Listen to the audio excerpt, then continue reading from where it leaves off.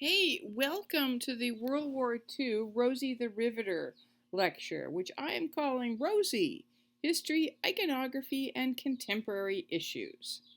We're going to do some World War II history and some iconography in part 1, and we're going to do contemporary issues in part 2. So it's going to be good. Hold on, next slide. The Rosies, indeed we might call it whole lot of Rosies. In the title, you saw this big word, iconography, which is really an icon is a thing that when everybody sees it, they know what it is. So the Statue of Liberty, for example, is an icon. You see it, you not only know what it is, but what it stands for. Rosie the Riveter, that icon of the woman with her arm flexed, well, that's an icon. We see it, we know what it stands for. And one of the things you can always tell about an icon is that then cultures will use it for all sorts of things in the same way that the Statue of Liberty gets used symbolically in advertisements and at political rallies and in a number of ways. So this is just a smattering of things I found online when I Google imaged Rosie the Riveter, and I think these are all really fun, except for I want to draw your attention to the one in the bottom right-hand corner, the woman with the steam mop. That's an appropriation of Rosie the River that is, as far as I'm concerned, deeply inappropriate, because the Rosie image is supposed to be about strong women resisting standards of nice womanhood, normative female behavior, and instead a cleaning product company has subverted the image to get you to buy cleaning products and to think of women as, the people who clean. So, I'm not saying there's anything wrong with that, but I don't think that's what you do with Rosie. Anyway, there you go. Let's go to the next slide.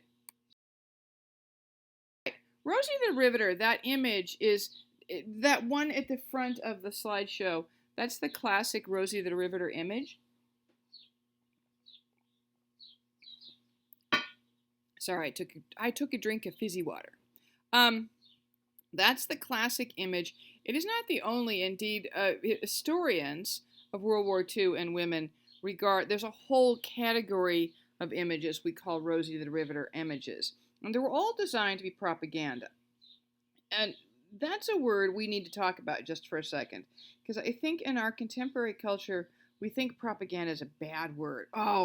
Indeed, the way I often hear people understand it is, if someone says something you like, then that's good. That's real information. But if they say something you don't like, then it's propaganda. But in reality, propaganda is any media campaign designed to get you to think a certain way. So a media campaign designed to get you to think that girls can be as good at math and science as boys is propaganda. It might be propaganda I approve of, but it's still propaganda. It doesn't have to be bad. A media campaign designed to get you to think that all immigrants are criminals and rapists is also propaganda. It is a repugnant and morally objectionable propaganda, but it's propaganda. So again, propaganda is not about right or wrong. It's just about a campaign to get people to think a certain thing about a certain thing. Yeah? Okay. So the idea is, why do we need a propaganda campaign in World War II for Rosie? And it has to do with the United States and World War II. For World War II for England is one war. World War II for Germany is one war. World War II for Japan is one war. For the United States of America, World War II is really two wars. We can't technically call it a two-front war. That is, we were fighting a war in Europe against Italy and Germany. We were fighting a war in the Pacific against the Japanese, except they're like completely different wars happening at the same time. So it's helpful to think of that as not just one really big war, but as two really big wars happening simultaneously. And the key to that, the important thing about that is, well, that's a lot of war. And it also means that America needs a lot of stuff and a lot of people to fight these two massive wars. So you need soldiers for both the European theater, right, against the Italians and the Germans, the Nazis, and you need men in the Pacific theater against the Japanese. Uh, and then you need an immense amount of stuff, and some of the theaters require the same stuff, but some of the European theater and the Pacific theater require some of the same stuff. You still need to feed and clothe all of your men, but if you think about it, the European war is essentially a land war, and that means the army is going to play a really important part in that war against Germany and Italy for the United States. And I'm not saying there's no Navy involved at all, but the Army is your really big military branch there in that war, and they're going to need a lot of jeeps, tanks, guns, boots, that sort of thing. The war against the Japanese in the Pacific the Pacific being the name of an ocean, you can already see this coming. The war in the Pacific is in great part a naval war. And so you need more ships.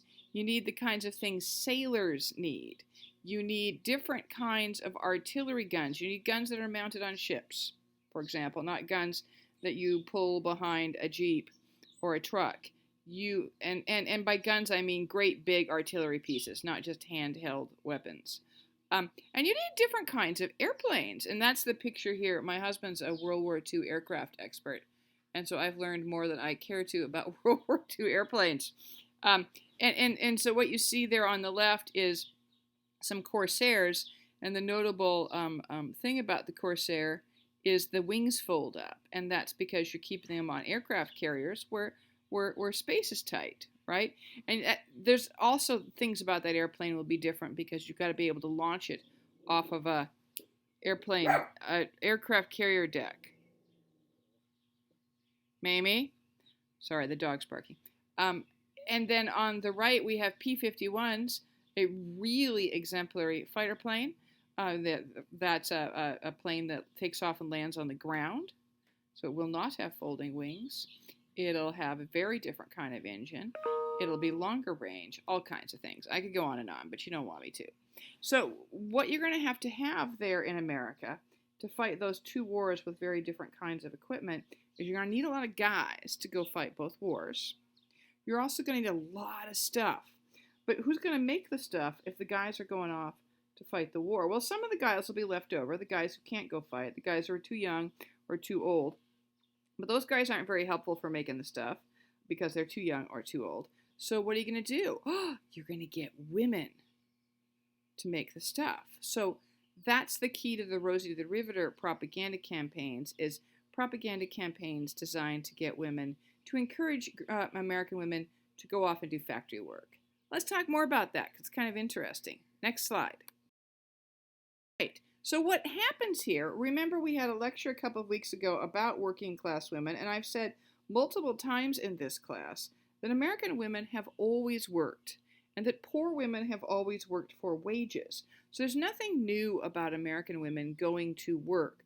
What's new here in World War II is a government campaign designed to get Americans to think that women going to work is a good thing. So historically, and we go way back to the lecture about true womanhood, there was a notion that real women, respectable women, stayed home, particularly after they got married and had children.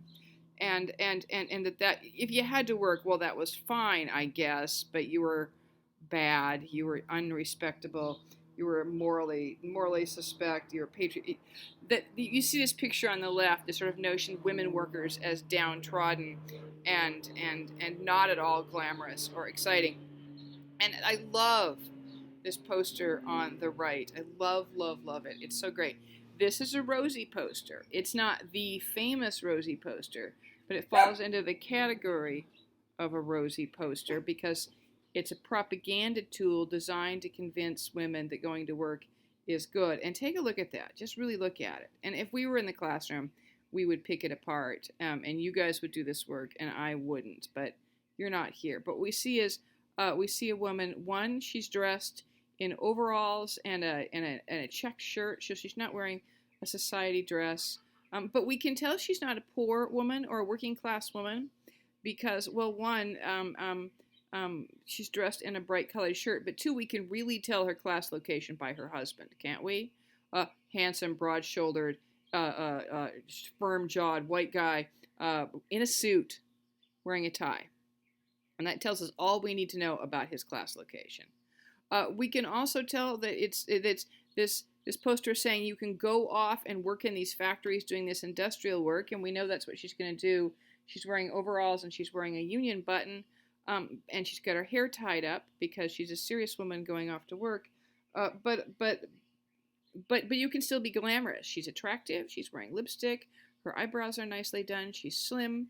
She's a good-looking woman dressed to go work in a factory.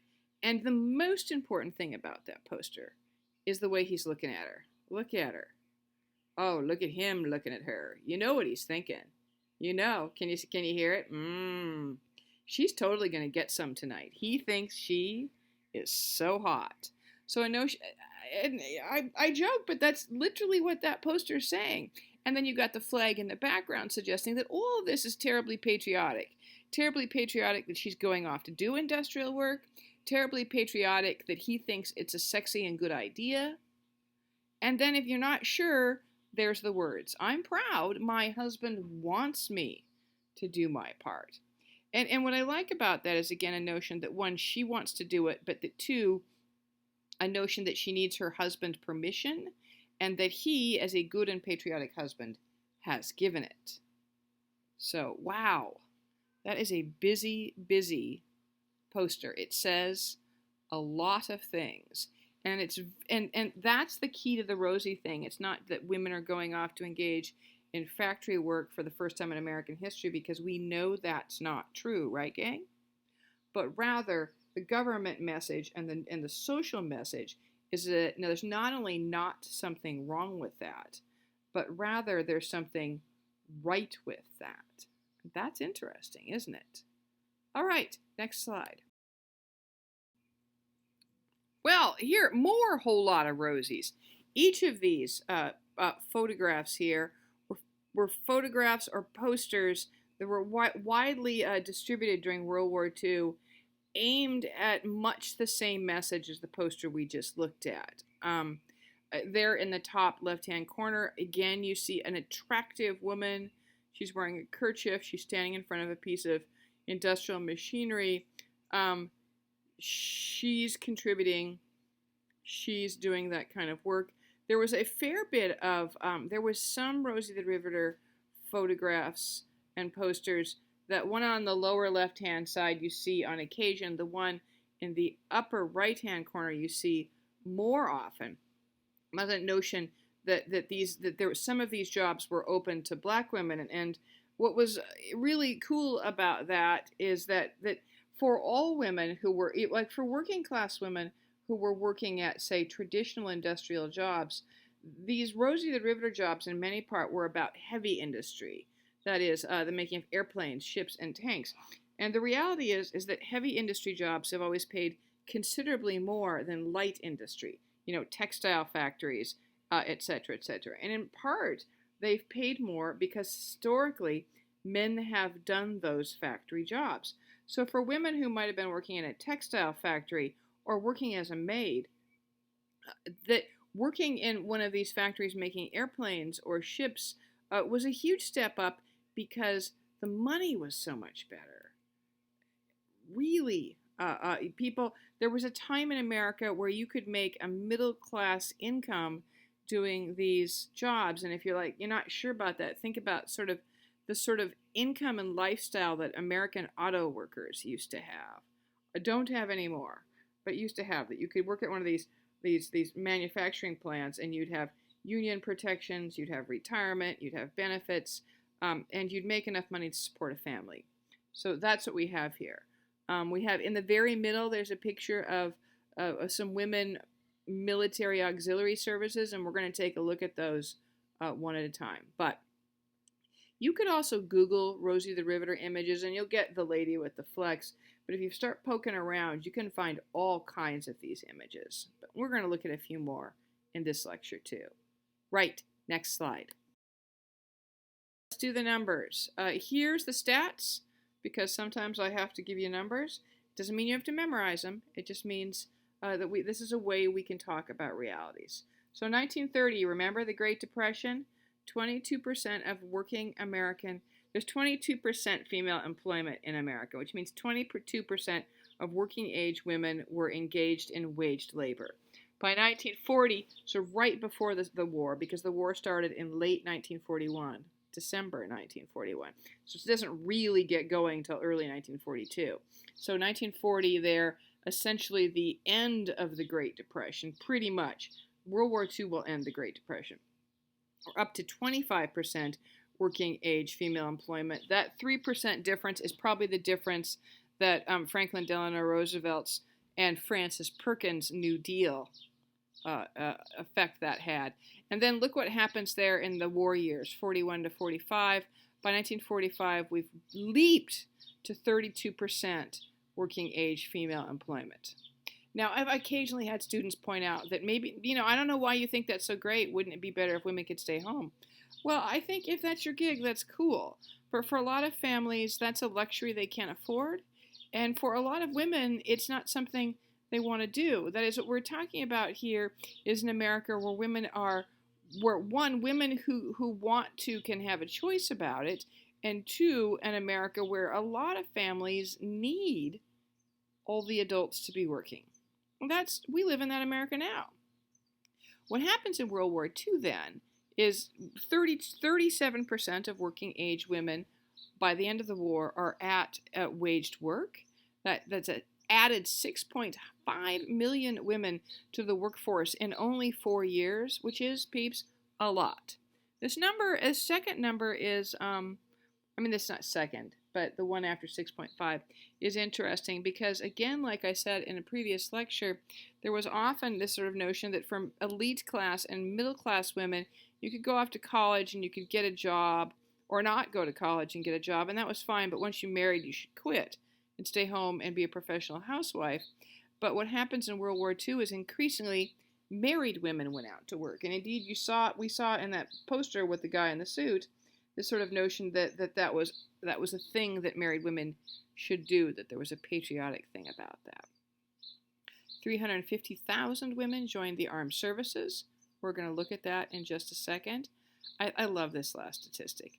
310,000 women worked in the aircraft industries, or 65% of the total workforce. I love this because, like I said, my husband's a World War II aircraft expert, and I've been to probably every aircraft museum in California. And when you walk around these museums, they're very fond of World War II aircraft. And you walk around these museums, and you do not get a sense that women had anything to do with it. And I always say in loud voices, did you know that 65% of the aircraft industry in World War II was women?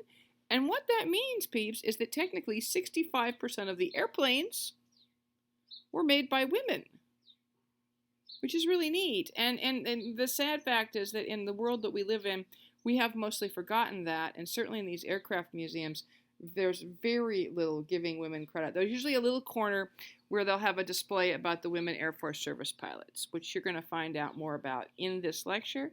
Also, you're going to watch a video, which I think you'll enjoy. Anyway, okay, let's go look at women's military service. Next slide. Each branch of the military had a women's auxiliary corps.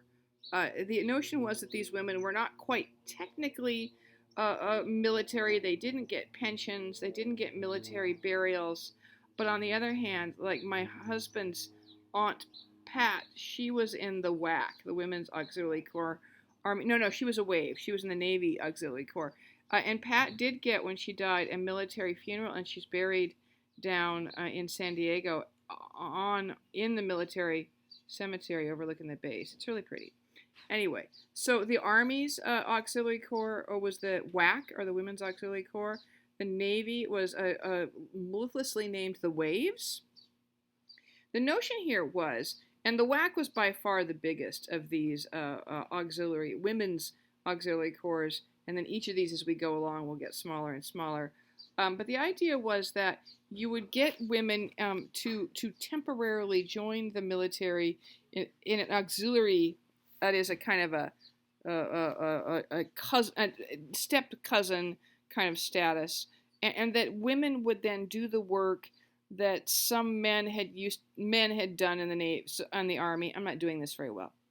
Women could do some of the work men had been doing, and then free those men up for combat. So armies, navies, etc., all big bureaucracies run on immense amounts of paperwork. There's always going to be a lot of people doing healthcare, a lot of people doing just food stuff, laundry stuff, all of that. So what they did, the notion was that you could get women to do that. You could get women to work, instead of having a male clerk in the general's office, you could have a female clerk, that you could put women in Army hospitals, you could put women in the places where they made food for sailors, all that kind of thing. So they were technically in the Army, but they were doing non-combat jobs. And then the notion was that you would free up a male body for combat. So guys, that's kind of the good news and the bad news if you're a dude. Yeah, wow. Anyway, same thing for the waves. And again, if we look at these posters with the flags and the attractive women, you get a real notion that this is not only like a thing a woman could do, but this would be really acceptable, or an even better than acceptable, a highly desirable thing for a woman to do. Look how patriotic the WWII has literally got a flag behind her. The wave poster, there's no flag, but it's done there in red, white, and blue. And there's the strong-jawed sailor next to her. And the whole image is that this is respectable, this is good, this is patriotic. Next slide. We had the Marine Corps had a reserve, smaller group, because the Marine Corps was a smaller group. And all of these reserves, these women would have done stuff that would have freed, again, the same sort of things to free up a man for combat. The Coast Guard had the spars. I like that. Don't be a spare. Be a spar. She's literally standing in front of Uncle Sam. What could be more patriotic than that? And then everyone's favorite branch. No, the nurses are my favorite. So this is my second favorite. The WASP, which is the Women's Air Force Service Pilots. This is a really cool branch. The Air Force recruited women who could fly already. So you already had to know how to fly. And then they sent them off to camp to teach them to fly military aircrafts. And the idea is that these women would be ferry pilots. So when a plane is made in a factory in, say, Pomona, and there was Northrop Grumman had an aircraft factory in Pomona, there's the plane, but the plane needs to get to, say, Texas, to a Air Force base where they're training pilots, and then the plane's probably going to need to get overseas. And instead of using male pilots for those jobs, ferrying planes, getting planes from place to place, you would save the male pilots for combat, and you would use these women pilots, these WASP, as the ferry pilots to get the planes from factories to bases and from bases to bases. And you're going to watch a video on YouTube about the WASP, so I won't burn a lot of time here. But I will tell you, one of the really great things about this is if you were a male pilot in the war, you specialized in one particular kind of airplane. You were a P-51 pilot, or you were a Bearcat pilot, and you flew that plane, and that's all you flew. The WASP, these women had to know how to fly all the planes, because on any given day you could be told to move.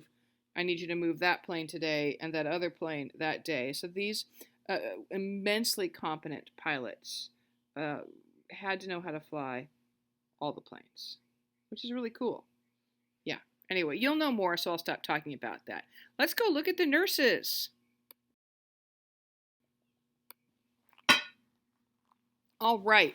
The Army had a nurse corps, and has had the nurse corps since right after the Civil War in the 1860s. So did the Navy. There were military nurses in World War I in both the Army and the Navy. But we really get a vast expansion of the nursing corps for both the Army and the Navy during World War II. Part of this is because for much of American history, women nursed kind of because that's what you do. You're a mom, you're a wife. Remember our camp followers in the American Revolution lecture?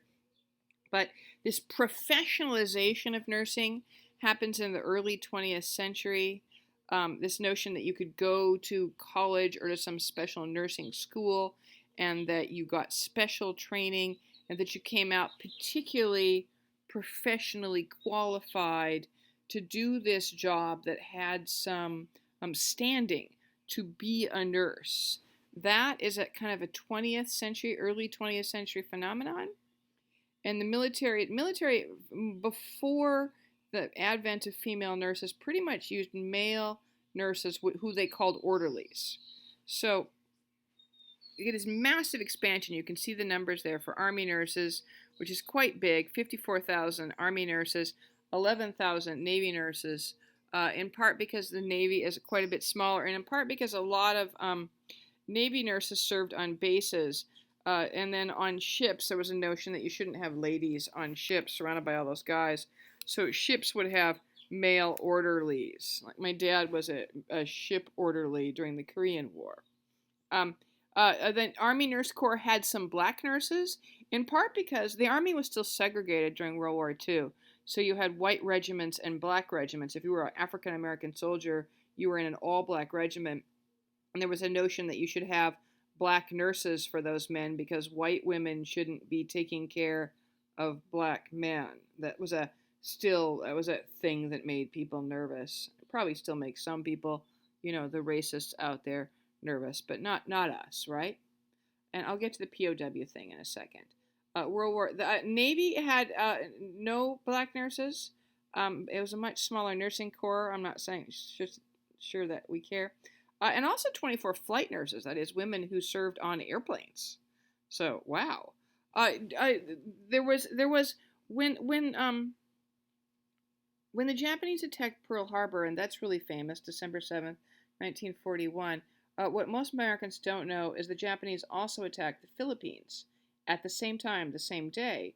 And then the Japanese army moved into the Philippines fairly quickly after that, and the United States of America had a massive naval base there, and they had a big military installation of Army and Navy guys, and General MacArthur, who was in charge of that Philippines military installation in the Philippines, General MacArthur, as the Japanese advanced on the Philippines, General MacArthur, he ran away. I'm not a big fan of MacArthur. I'm going to say unflattering things about him. He first chicken shitted it out to an island in the Manila Bay and hid out there for a while.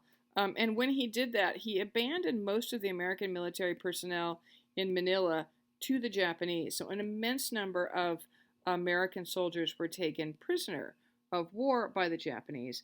Less fame. And then, and by the way, he went out and he hid on this island, Corregidor, for a while. And then after a while, he ran, and he ran again, and he left a bunch of people on Corregidor, again for the Japanese to capture. So MacArthur, not one of my favorite generals. He also left all the nurses. So what happened is the Japanese advanced on Manila in the Philippines, and they took all the American military personnel prisoner, including 66 Army nurses and 11 Navy nurses. And then the nurses, while all the men were put in prisoner of war camps, and so were the nurses continued to do their nursing thing as they became the healthcare providers in these camps. And the Japanese were particularly brutal. I don't mean to sound anti-Japanese at all, and I am not. But the Japanese were notoriously brutal with prisoners of war, in part because the Japanese culture at the time held that it was immensely dishonorable to be captured. That if you had any honor, you would kill yourself before you'd be captured. And so there was a notion that people who allowed themselves to be captured kind of deserved what they got. Also, as the war went on and Japan's resources got stretched thinner and thinner, they just simply couldn't afford to take care of prisoners. And so it became super perilous, and a number of American military personnel died in these prisoner war camps. There's this really famous Bataan Death March, which is the Japanese, in an effort to keep American prisoners of war away from the advancing American army, marched them from one place to another, and a lot of guys died. It's pretty grody. Anyway, nurses were on that march as well. Nurses were at the new camp. These 77 American nurses who were taken prisoner of war didn't. You're going to read. You're either going to read about them or you already read about them. They didn't get military benefits. They didn't get military recognition. They all came out of the war immensely damaged.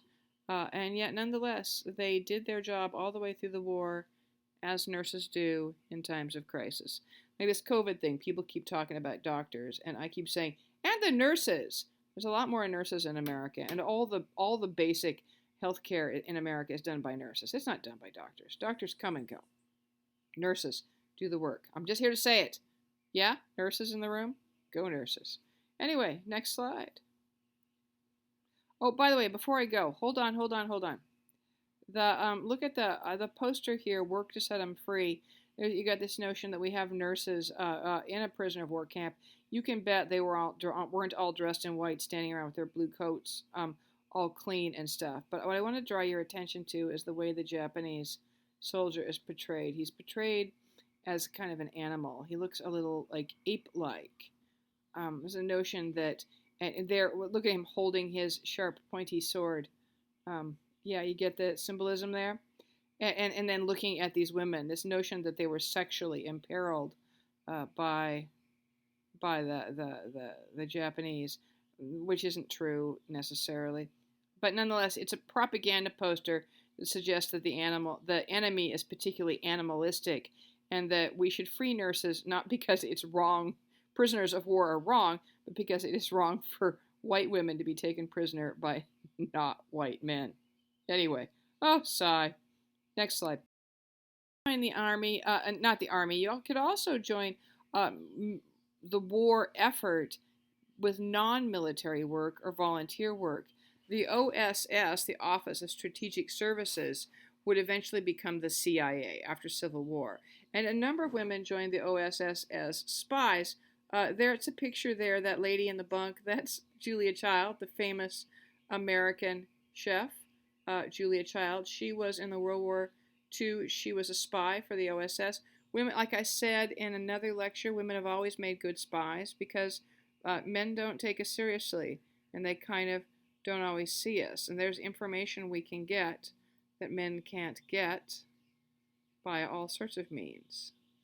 Marlene Dietrich was a really famous actress at the time.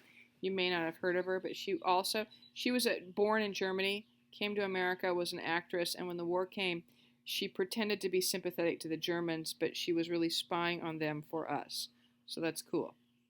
You could also, the American Red Cross both had volunteers and paid employees. You could be a Red Cross nurse, which would be a paid employee, or you could just volunteer for the Red Cross. They did nursing, they did relief, Red Cross moves around relief supplies. Red Cross did some entertainment of troops, all that stuff. So and I like that poster in part because that Red Cross volunteer looks suspiciously like a dude in a dress to me, which is, I don't know what that's about, but I find that interesting. Anyway, next slide. The USO, the United Service Organization, they're still out there. Primarily, the USO exists to put on programs, and particularly entertaining programs, for American personnel who are overseas. And you still have USO out there today. Anytime you see a comedian performing for the troops, he or she is doing that under the auspices of the USO. What I think is cool about the USO, I think you'll agree, is that they weren't just by gender, that is, you see men and women, but they were also biracial. Entertainers tend to be more progressive about these things. Creative people tend to be more progressive about these things, and that's kind of nice. Anyway, what else could women do during World War II? Let's go look at the next slide. Yay!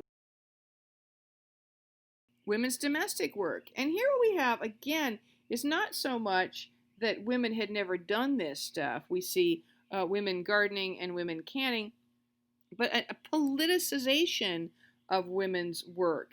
That's the notion. You may have always had a garden, but now it's patriotic and your civic duty to have a garden. And the notion was that in gardening and growing food in your backyard, you could free up some of the big ag food, the commercially grown food for the soldiers overseas, and that having grown food in your garden, you had a patriotic responsibility to preserve some of that food.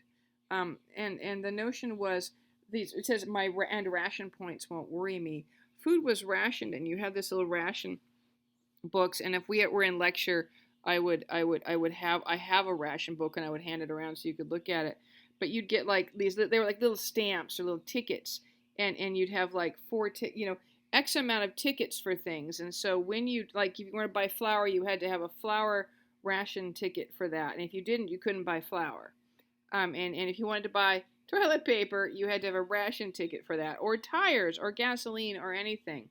So there was a notion that you could stretch the nation's grocery supply by growing your own food and canning your own food. And indeed, they renamed gardens victory gardens. Again, it's not a notion that sort of women had never done this before, but rather that there's a politicization and a putting a value, positive value, on this stuff women had always done. All right, next slide. My favorite. I love when you ride alone, you ride with Hitler. Conservation becomes patriotic. Indeed, often when I teach a sustainability class over at Cal Poly, and oftentimes when I talk about that with older people, they're like, we didn't used to call it that. We just called it being frugal, or, any number of things. And the truth is, for older people your grandparents' age, there was a notion that being careful with your stuff, that conserving stuff was your American duty. I mean, increasingly, I think in a consumer economy, your American duty is to buy more shit and to throw more shit away. And that's super bad for the world you live in. Super bad. What we have here in World War II is a notion that not only is it a good idea to conserve gasoline or leftovers or paper, but rather that it's patriotic and helpful for the war. Because if we're wasting stuff, then it's stuff we can't use on these two immensely difficult wars we were fighting. So when you ride alone, you ride with Hitler, this notion that you should carpool, that you should be careful with your leftovers there in the middle, and there she is on the end saving her paper, her newspapers, and her magazines so that she can recycle them. All right, so that's cool. Want to go look at comic books? You do. Next slide.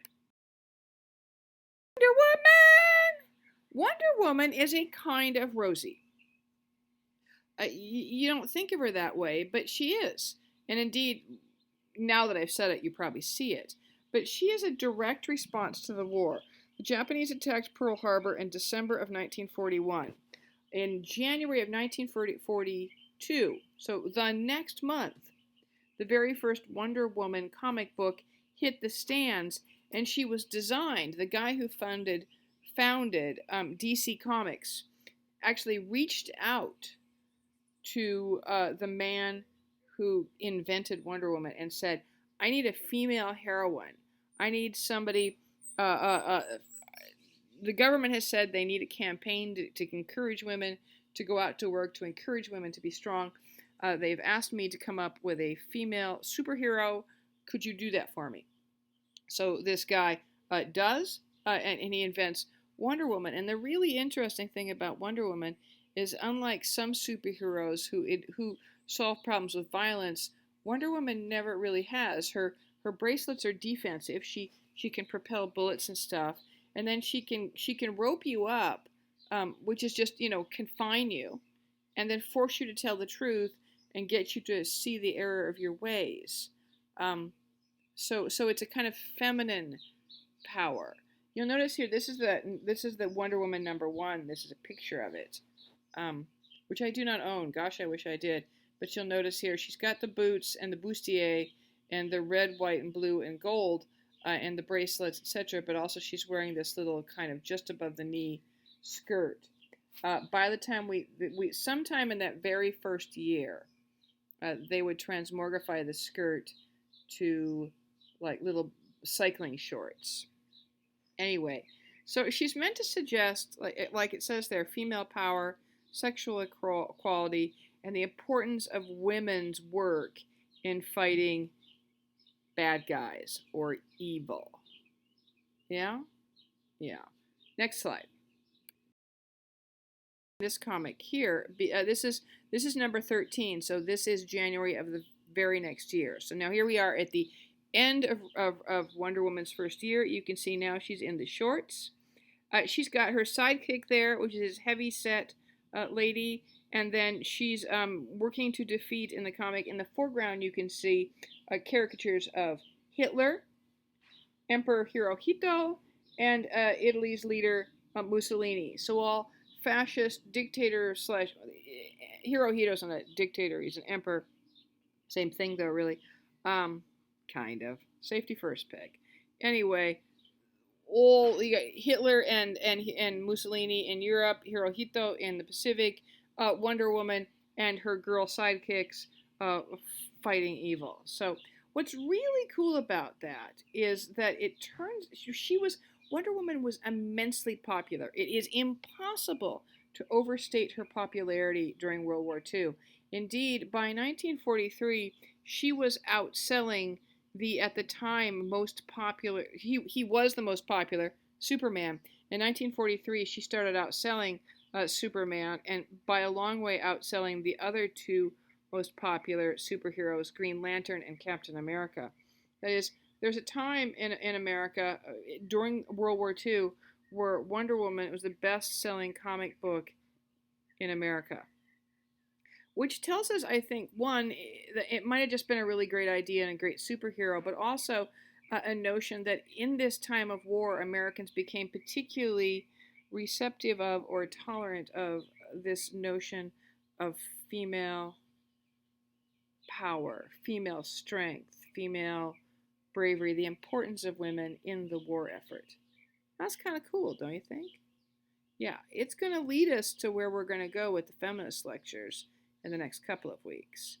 Anyway, hold on, next slide. Oh, and I went 42 minutes. My goodness, this is a long lecture. There's a lot of things to say. Anyway, that's the end of part 1. I'll see you in part 2. Bye. Bye.